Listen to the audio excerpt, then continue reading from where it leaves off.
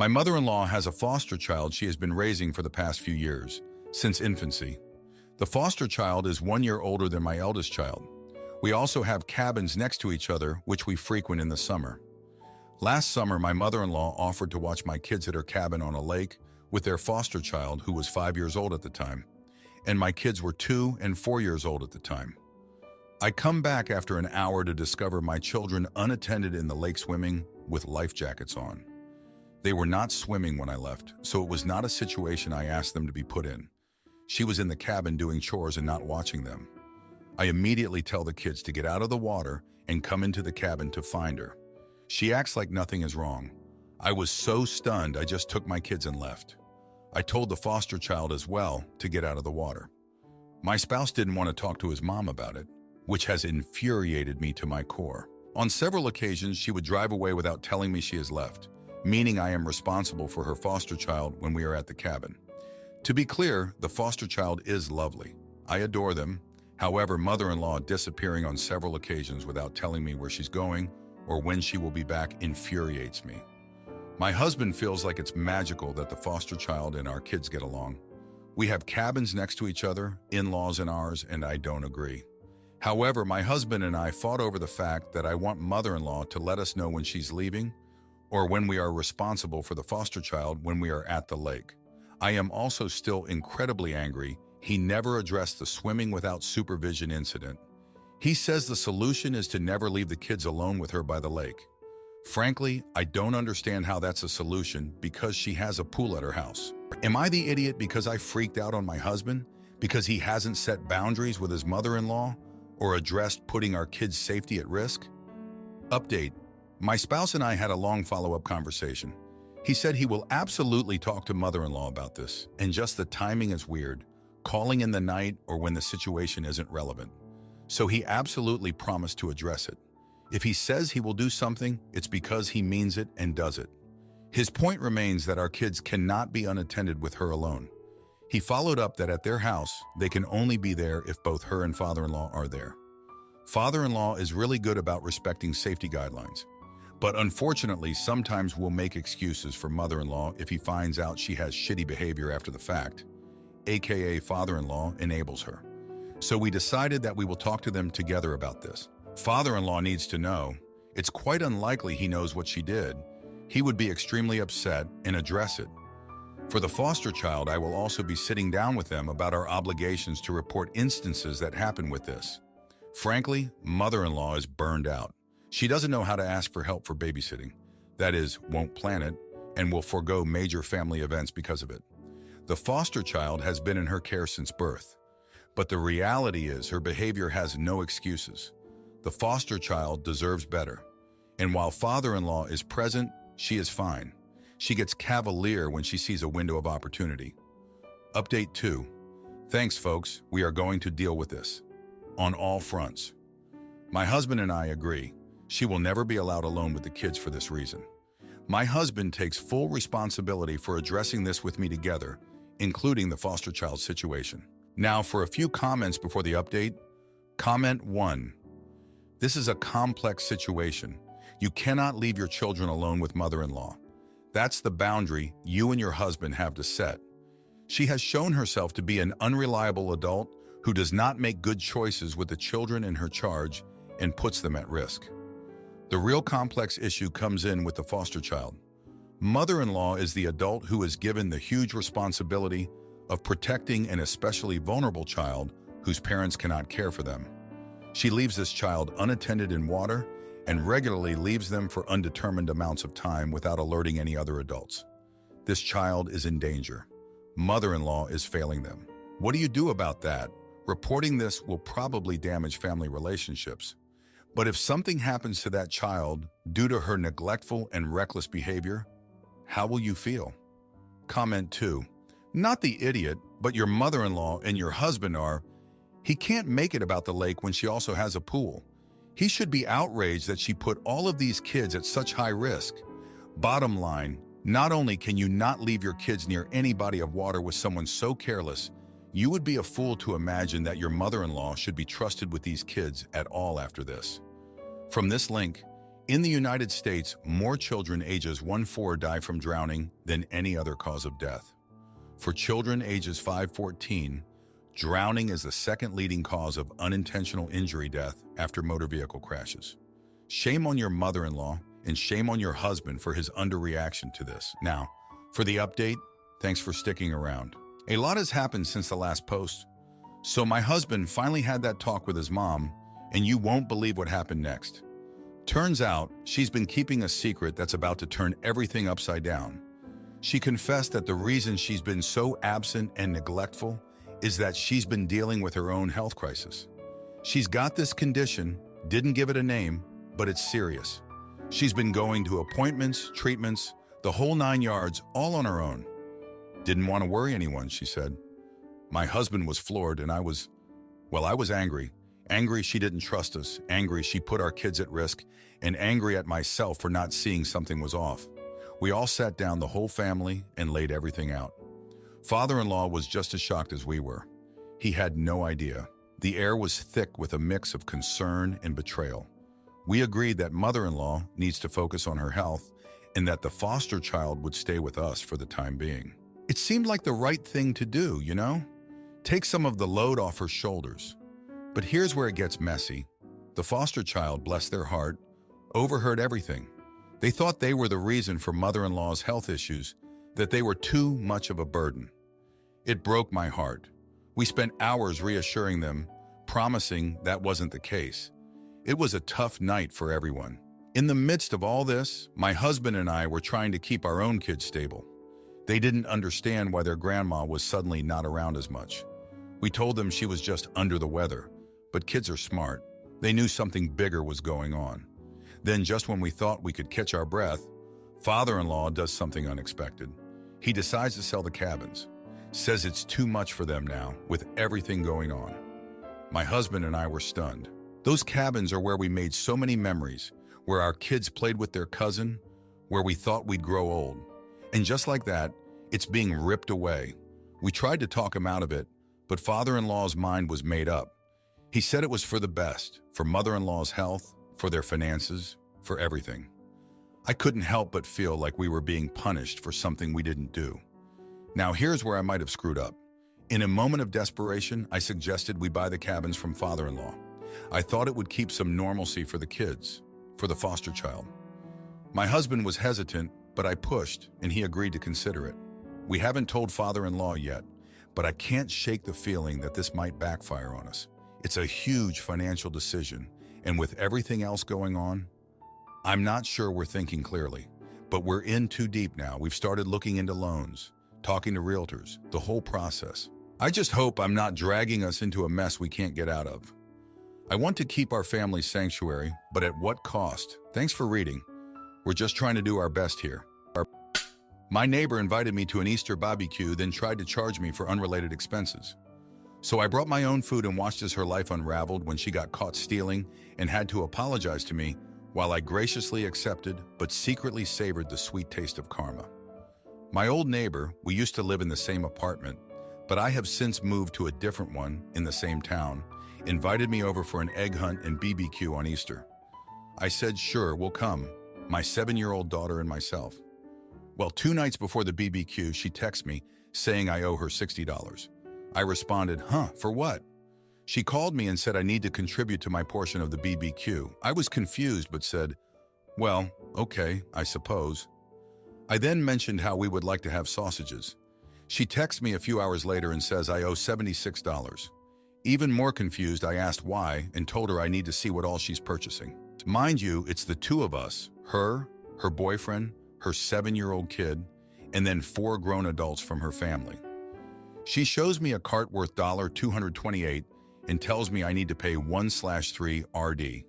She did add the sausages I requested, which were $3.99, but everything else, including the liquor, was stuff my daughter and I don't drink. She also has things like hand soap and aluminum foil in the cart. Why would I pay for that? After much back and forth, I refuse to pay. She tells me okay and says, if I want to eat, I can bring my own food, and her boyfriend will cook it. I do so, and the boyfriend is so mad on the day of the BBQ because I didn't pay. I get there with my sausages and ask him if he can put them on the grill. He's still grilling at the time. He tells me no and to go frick myself. Now, this neighbor and I used to host BBQs together when we lived at the same complex. We would split the costs, and I would be involved in all the planning, grilling, etc. We would never charge the guests, who were casual associates through the kids. She claims all she was doing for this BBQ was providing the venue and that she knows me, so I should have willingly paid. I feel like I'm not the jerk, not the idiot, but she texts me basically telling me I was wrong for not paying and asking her boyfriend to grill my sausages. Am I? Update: the old neighbor ended up breaking up with her boyfriend 2 days later. I found out that he never even paid anything towards the BBQ. I felt bad and hung out with her that week. I confronted her with all this information about the BBQ and she doubled down, saying I'm just cheap and selfish. She invited me somewhere she had free tickets to and later said she should have charged me, even though I bought her a drink and fries, paid for gas parking, and drove. Later that night, her boyfriend texted me saying she stole my daughter's iPad. It disappeared suspiciously one day while she was at my house. I blocked her after that. It's been a week since both of those insufferable humans have been out of my life, and it's been so peaceful. Now for a few comments before the update. Comment 1, not the idiot. She only invited you in order to reduce her costs. I'll bet she asked her 4 family members to each cover a third as well. So she basically got a free party plus supplies for her home. The idea that she would expect this is ridiculous. The fact that her boyfriend is obviously insufferable should make it easy for you to just cut ties with her. That is appalling behavior on both their parts. Comment 2, it's so weird you showed up and asked the boyfriend to cook sausages instead of writing this off. So weird. I would say you are definitely not the idiot in any of this story, except you are TBOH, which means you are the bizarre one here. Now for the update, thanks for sticking around for more of this mess. So after I blocked my old neighbor and her boyfriend, I thought that was the end of it. But nope, life had more in store. Just when I thought I could breathe easy, her boyfriend shows up at my door. He's got this look like he's ready to apologize. But instead, he hands me a bill for $150. He says it's for emotional distress caused by the BBQ fiasco and for consultation fees for grilling advice he apparently gave me. I couldn't believe it. I told him to get lost and shut the door in his face. The next day I'm at the grocery store and who do I see? My old neighbor. She's there with her kid and she's making a scene telling anyone who'll listen that I'm a thief and a liar. I'm mortified. People are staring. And I just grab my daughter and leave without buying anything. But it gets worse. I get home and there's a letter taped to my door. It's from her saying she's taking me to small claims court over the BBQ money and the iPad her boyfriend accused me of stealing. My head is spinning. How did a simple BBQ turn into this nightmare? I talked to a friend who's a lawyer and he says not to worry, that her claims are ridiculous. But it's not just about the money or the court. It's the shame, the embarrassment. I can't even take my daughter to the park without getting dirty looks from people who've heard my neighbor's side of the story. Then 2 days later, I'm at work and I get a call from my daughter's school. She's in tears. Some kid told her that her mom is a thief. I leave work early, pick her up, and we spend the rest of the day talking about honesty and how sometimes people say things that aren't true. That night, I'm sitting on the couch, just drained from it all, when there's a knock on the door. It's the police. They're here to ask about the iPad.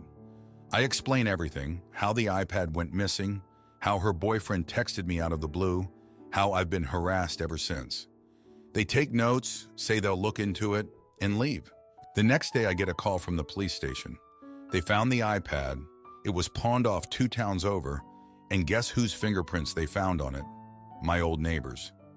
Suddenly the tables have turned.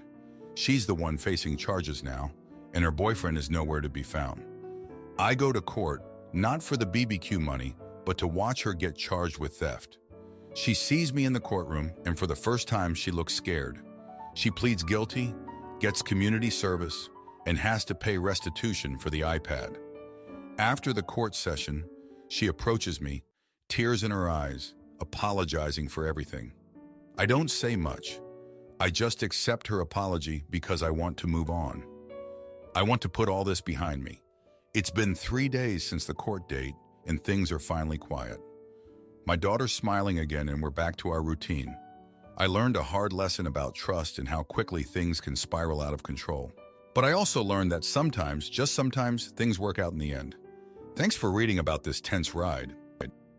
My girlfriend used me for money to party and cheat. So I cut her off and watched her struggle to pay her tuition.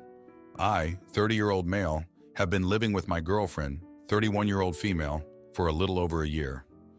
We share just about everything and have been through a lot of rough times, including living in her car together. When I got a new job, she indicated that she wanted to go back to college to finish her medical degree. I was fully supportive of this, and we worked out the details of our budget together. We considered the money I was bringing in as our money, not mine. This was mutually agreed upon by both of us when we made the budget, that I would be responsible for paying for things, bills, food, etc., until she graduated. Included in our budget was a small amount each of spending money, essentially an allowance for each of us. We could spend our allowance on whatever we wanted and often would spend our allowances on each other, gifts, paying for date night, etc. Now I will preface this by saying it is entirely my fault this has happened. I have lived most of my life with undiagnosed bipolar disorder and ADHD. I recently got them diagnosed, but am still learning the ins and outs of how to behave like a normal person. I am quick to anger when I'm doing something and get interrupted. I often assume when someone is upset about something that they are upset at or blame me for it, which causes me to get hyper-defensive. I don't do well at expressing my emotions or how much I care about things or people. I know all of these are issues of mine and not the responsibility of anyone else to fix. While my girlfriend has been supportive and tried her best to help me with these issues, as well as making me take more interest in caring for myself properly, she recently has hit her limit. It wasn't any one thing. I've never laid hands on her, never threatened her, barely raised my voice. However, my attitude reflects my emotions even in the times I am aware of what I'm doing and actively trying to calm myself down. She broke up with me, saying that we need to fix our friendship before we can consider being in a relationship. I do not disagree. Over the last few months, things have been steadily sliding downhill, and I can see the logic of her decision. I do not blame her, I do not hate her, and I am not upset with her over this decision, and I do want us to remain friends through this. She, in my eyes, has done nothing wrong here. Now, there were certain things I agreed to that I would not feel comfortable taking back. For example, I am not comfortable dumping her car payment, cell phone bill, food for her dogs, etc. on her over this. These, as far as I am concerned, are basic necessities of life, and she is going to school full-time. Since all of her necessities are taken care of, I do not feel like it is fair to me to have to continue giving her additional money. Would I be the jerk if I stopped giving her that money but continued keeping up the rest of my promise to her? Now for a few comments before the update. Comment 1. Not the idiot, and I think you are covering too much. You two need to disentangle yourselves. There will always be a power imbalance when you have the money and she has the power over defining your relationship. Stop the allowance. Give her a timeline to figure out her finances. She is not your responsibility anymore. If you keep covering her expenses, then it smells of, I still love you and want you back. This will backfire horribly. She broke up with you. Eventually, she will start dating while you still hope to have her back. Resentment will grow and your anger will be hard to control. So give her a timeline and stick with it. No leeway. Then focus on yourself and managing your new diagnoses. A short relationship is not worth all the hassle of being her piggy bank. Comment 2. Not the idiot. In fact, depending on the state of your relationship, you should stop giving her any money whatsoever. You can't both be broken up with her and paying for all her needs as if you were in a committed relationship. You need to talk this over with her and work out whether this is a temporary rest or an actual breakup. If it is anything more than a temporary thing where you are still committed to each other, even if you are taking a break from each other for a while, then you need to move on to breaking up with her financially as well. Certainly, if she starts seeing other people, you would be a fool for basically subsidizing an ex's lifestyle while she moves on with her life without you. Now for the update, thanks for sticking around for the update. So after she broke up with me, things got even messier. I thought we could handle this like adults, but I guess I was wrong. She moved out, but I kept my word and paid for her car, phone, and dog food. I thought that was the end of it, but no. Life had other plans. Her brother, who I never really got along with, showed up at my door all high and mighty, accusing me of being the reason she dropped out of college. Turns out she hadn't been attending classes for months, even before we split. She was using the money I gave her to hang out with her friends and party. I felt like a fool, especially since I was working overtime to cover our expenses. But wait, it gets better. She had been seeing someone else while we were still together. I found out through a mutual friend who thought I already knew. The guy was apparently one of her classmates, and they'd been getting cozy for a while. That hit me like a ton of bricks. I was angry, not just at her, but at myself for being so oblivious. I confronted her about it, and she didn't even deny it. She said she didn't have the courage to tell me and that she thought I'd figure it out on my own. Can you believe that? She also had the nerve to ask if I could still help her out financially because she was in a tight spot. The audacity. I told her no, that I was done being taken advantage of.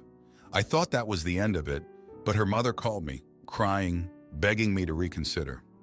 She said her daughter was sorry and that she really needed the help. I felt a tug at my heartstrings, but I stood my ground. I couldn't let myself be manipulated any further. Just when I thought things couldn't get any worse, I got a call from the bank. There were charges on my credit card that I didn't recognize. Big ones. I dug deeper and found out that my girlfriend had taken my credit card information and was using it for her expenses. I was furious and I felt betrayed all over again. I reported the fraud and the bank took care of it, but the damage was done. I had trusted her and she had used that trust to steal from me. I couldn't believe I had been so naive. It was a harsh lesson, but one I needed to learn. I've been picking up the pieces since then, trying to get my finances and my life back in order. It's been tough, but I'm getting there. I've learned to be more cautious with my trust and to look out for myself a bit more. Thanks for reading. If you like this video, you'll probably like these too. Also, while you're here, please consider subscribing. It's your support that keeps this channel alive and allows me to make better and longer videos. Have a great day.